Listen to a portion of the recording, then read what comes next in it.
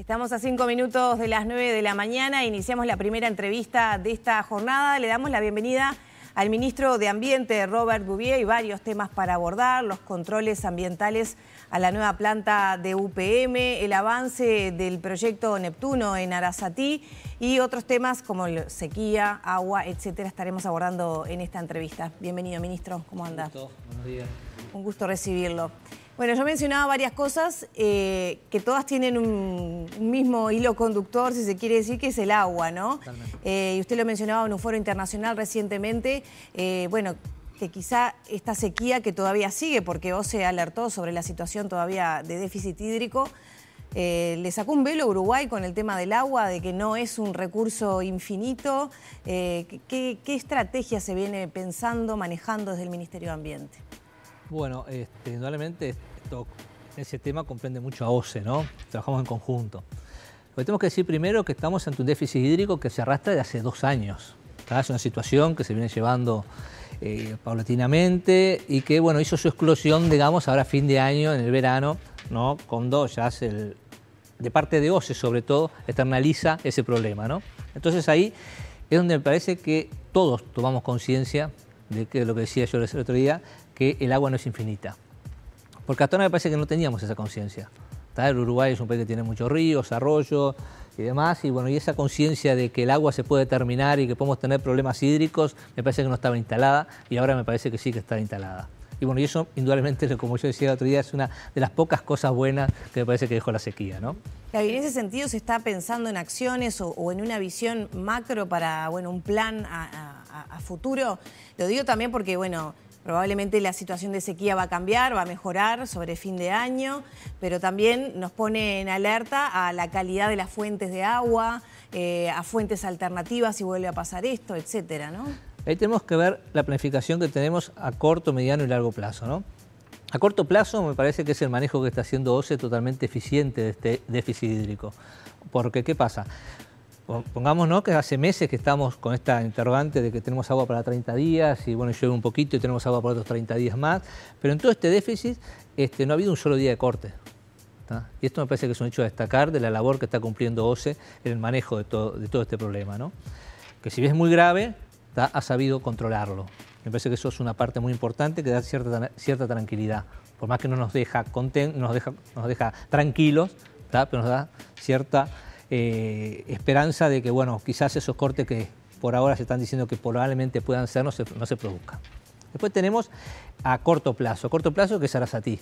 Un proyecto ya está encaminado, una solución que tiende a solucionar el problema de abastecimiento de agua por 40 años, ¿tá? Y sobre todo solucionar el problema al área metropolitana, San José, Montevideo, Canelones, ¿tá? Que es donde tenemos realmente la mayor preocupación, ¿tá? Entonces, esa es una medida que tenemos. Y después tenemos una medida a largo plazo, que es lo que estamos impulsando desde el Ministerio de Ambiente, que es una política integral de agua. Porque como tú decías muy bien, va a llover. Después que empiece a llover, no vamos a olvidar de todo el tema de la sequía, y quizás volvamos dentro de 2 años con el mismo tema y no tengamos las soluciones implementadas. No sé si vamos a tener las soluciones implementadas, pero sí vamos a tener la experiencia que hemos adquirido en este tiempo y vamos a poder hacer una política de conocimiento, por lo menos, de dónde tenemos nuestras capacidades de reserva, cómo podemos manejarlo, cómo el sistema productivo tiene que manejar el manejo del agua. El otro día el presidente anunciaba una política de riego que indudablemente va a haber que llevar a cabo. Y bueno, en eso estamos desde el Ministerio de Ambiente.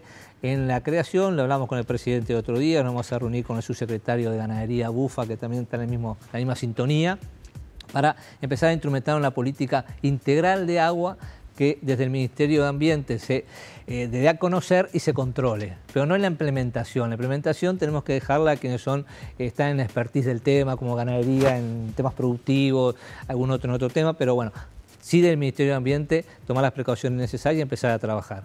Para eso ya creamos un equipo especial que ya está trabajando. Hemos hablado con todos los organismos internacionales que nos visitan, que nos piden audiencia o hemos concurrido a algún evento, a que nos faciliten asesoramiento, expertise técnico, asesores y sobre todo un poco de financiamiento para poder empezar a circular por ahí. Es una política que se empezaría a implementar entonces a partir de este 2023, digo, aprovechando la coyuntura que hay, que no suceda como en otras oportunidades, hay una crisis de déficit hídrico. se habla de generar una política de riego, una política de agua, pero después se va postergando, no se terminan, ¿no?, de definir algunos aspectos. Estoy hablando de una política integral del agua. Claro, no, digo por el anuncio del presidente, sí, de tomar el agua como una política de Estado, básicamente. Totalmente. ¿No? A eso vamos. En el cual un subproducto puede ser la política de riego, indudablemente. Y se irá trabajando en esos subproductos de manera más acelerada de la política integral. Bien. Tenemos que tener una política integral que es a muy largo plazo, en el que tenemos que prever todos estos fenómenos de cambio climático que obviamente se están produciendo, que nos están afectando y que tenemos que tener conciencia. ¿Qué pasa y actuar proactivamente, ¿no? Con la calidad del agua que hoy lo mencionábamos, ¿no? Particularmente tomo agua de la canilla con filtro y la estoy sintiendo más salada. Tenemos que empezar a acostumbrarnos a otro tipo de calidad del agua a la que veníamos tal vez acostumbrados en otras. No sé, tenemos que empezar a acostumbrarnos, quizás en un periodo como este, que es de emergencia, tengamos algunas alteraciones en el tema del gusto del agua o en el color y demás. Bueno, son problemas que surgen porque se le agregan a la composición del agua algunos elementos que producen esas alteraciones, pero sí es garantido que el agua es potable, ¿no? O sea, la potabilidad del agua está garantizada. No, lo pienso teniendo en cuenta que por este tiempo también se estaba tomando agua de la desembocadura así del Río de la Plata y no tal vez más arriba como ocurría en otras oportunidades con el río Santa Lucía por la situación, obviamente.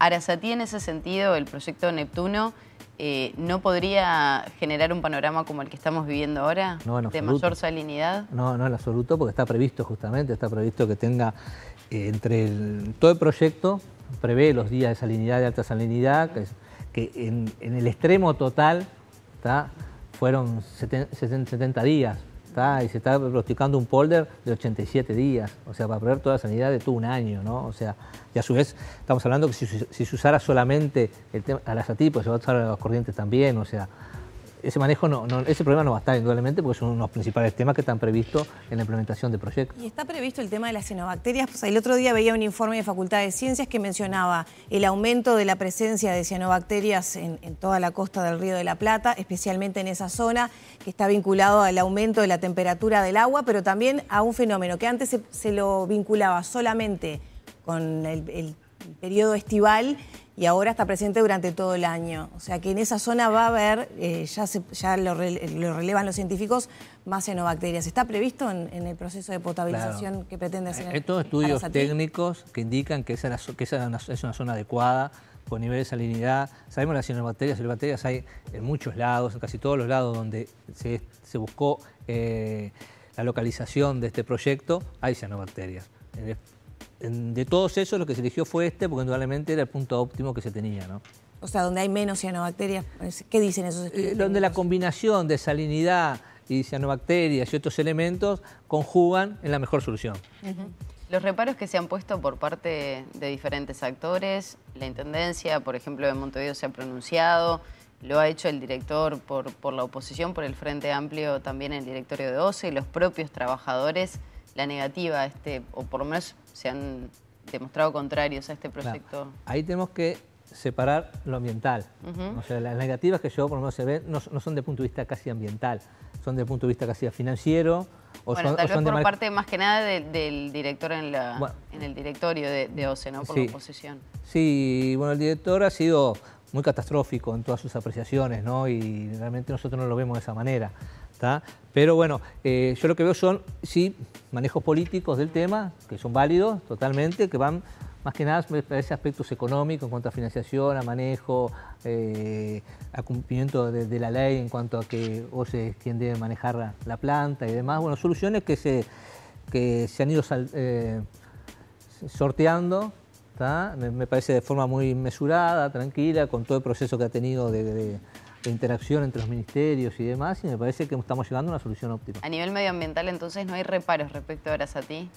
No es que no tengamos reparos, en un primer momento no tenemos reparos. Vamos a ver cuando se presente el proyecto, cuando tengamos realmente qué es lo que se va a hacer, cómo se va a hacer y demás, ahí haremos la evaluación que corresponde, ¿no? Y ahí veremos si tenemos observaciones o no, y si hay observaciones, obviamente vamos a ser muy rigurosos, ¿no?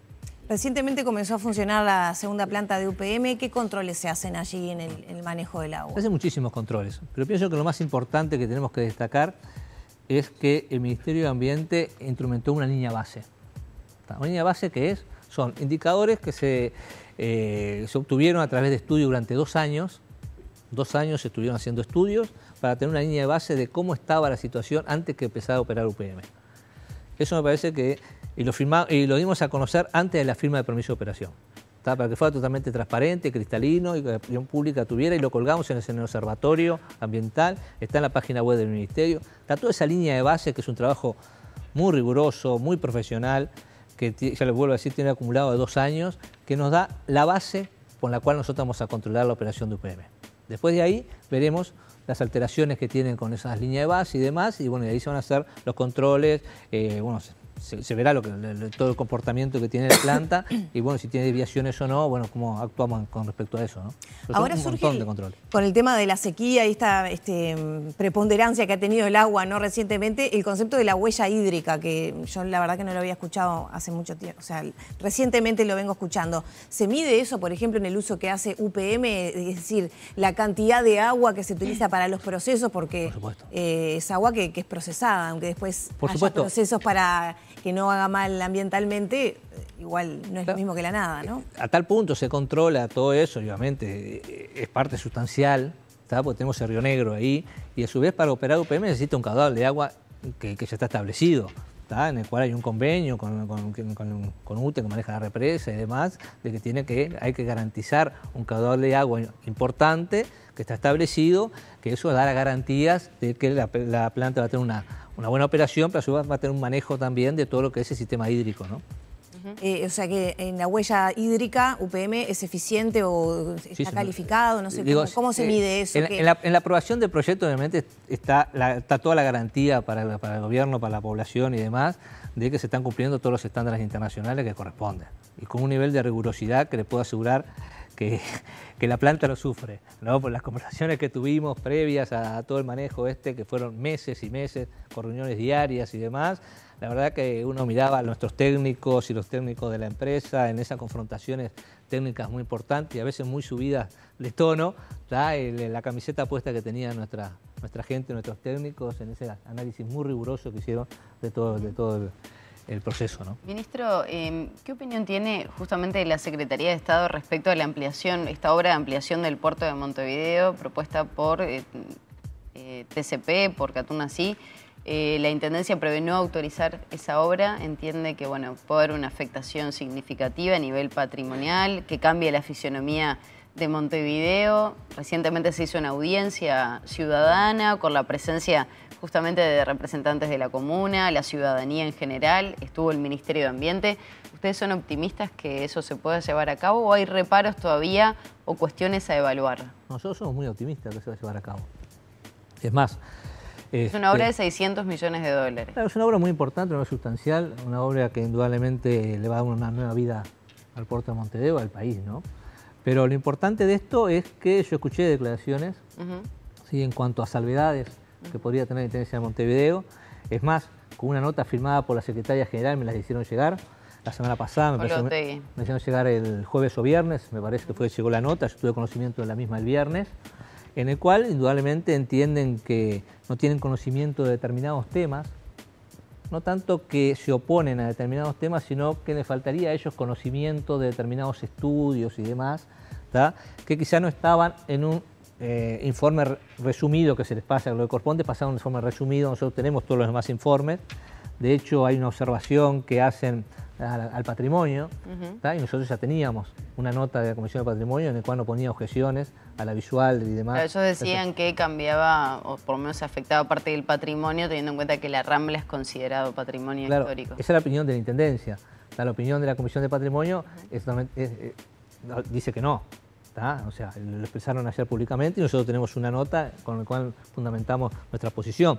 Pero más allá de eso, la nota que me mandó la Secretaría General de la Intendencia hacía referencia en su último párrafo a crear un ámbito de intercambio y demás, que el lunes a primera hora respondimos que sí.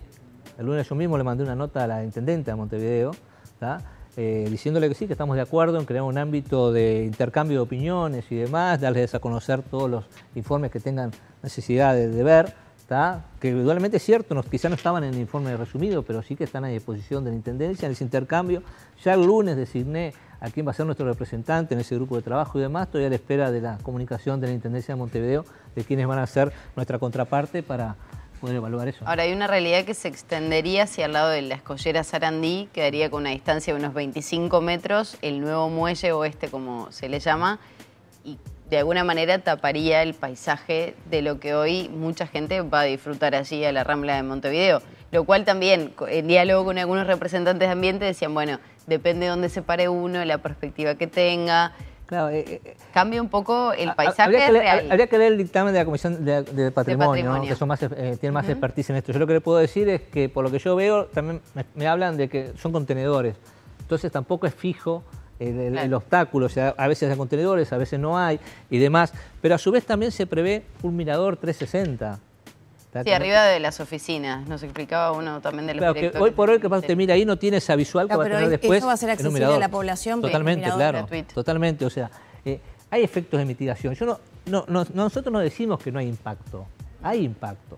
Pero cuando hay impacto uno tiene que actuar con medidas de mitigación y demás. Y bueno, es lo que se está haciendo. Se presentó un proyecto, creímos que había impacto en determinadas cosas, hay proyectos de mitigación y bueno, y en eso tenemos que seguir trabajando. Tampoco puede ser de que tranquemos una ampliación del puerto, nada menos. No, y una obra que empezó por el año 2001-2002, que ha tenido diferentes etapas. Totalmente. Esta instancia era obligatoria para terminar de definir el estudio de impacto ambiental que podría tener dentro de Montevideo. Totalmente, pues ya le digo, estamos totalmente abiertos a ese ámbito de intercambio de opiniones y demás, y ya te digo, estoy a la espera de que la Intendencia de Montevideo me comunique quién va a ser nuestra contraparte para empezar a trabajar en ese aspecto. Ministro, ¿cuál ha sido la valoración del Ministerio de Ambiente a propósito del proyecto de extensión de la perimetral que afectaba a humedales? Hubo ahí también una polémica. Ayer el ministro de Transporte decía que esa licitación no iba a ser concedida al oferente porque no había competencia y era con sobreprecio, pero en el ámbito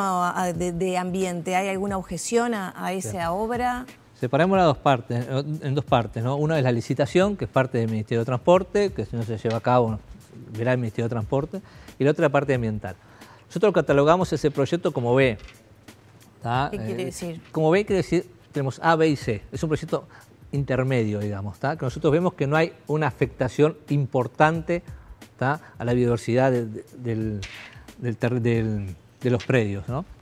Nosotros en nuestra primera etapa analizamos el trazado, analizamos toda la biodiversidad que hay en el entorno, todo lo demás, y la verdad que no encontramos apartamentos muy importantes. Los hay, pero también entendemos que puede haber medidas de mitigación que puedan hacer posible la obra. ¿Se puede cambiar el trayecto? Todo se puede hacer.